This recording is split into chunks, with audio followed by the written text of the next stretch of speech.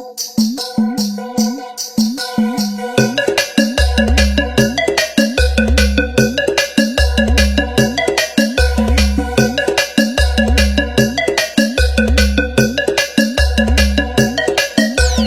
শোনেন শোনেন দেশবাসী শোনেন দিয়া মন, নোয়াখালীর কথা মোরা করিব বর্ণন।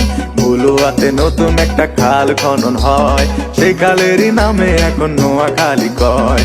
নোয়াখালী এমন জায়গা যার তুলনা নাই, সুরে সুরে কিছু কথা আপনাদের জানাই। নোয়াখাইলা ভাষা শুইনা পরান জুড়ায় যায়, পানি রে হানি কইয়া মধুর মতো খায়।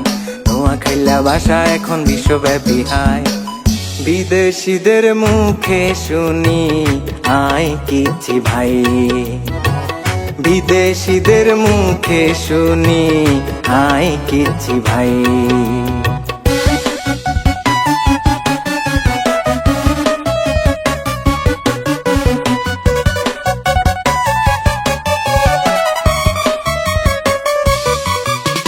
বিখ্যাত মৎস্য খামার আছে লক্ষ্মীপুরে, জিনের মসজিদ আছে আবার একটুখানি দূরে। ফেনী গেলে পাইবেন আপনি মুড়ি প্রজেক্ট ভাই, বিজয় সিংহ দিঘিও আছে যার তুলনা নাই।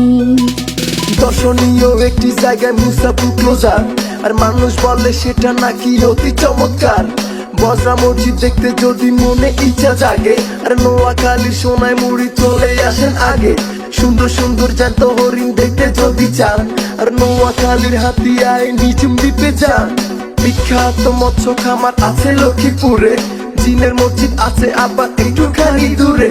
ফেনী গেলে পাইবেন আপনি মুড়ি প্রজেক্ট ভাই, বিজয় সিং দিঘিও আছে যার তুলনা নাই। নামি দামি ব্যক্তি ছিল আমগো নোয়াখালী, যেসব মানুষের নাম শুনিলে হাতে দিবেন তালি।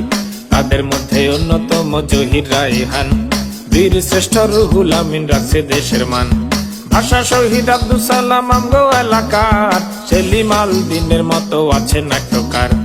অভিনেতা এটিএম শামসুজ্জামান, সংস্কৃতিতে আছে তাহার অনেক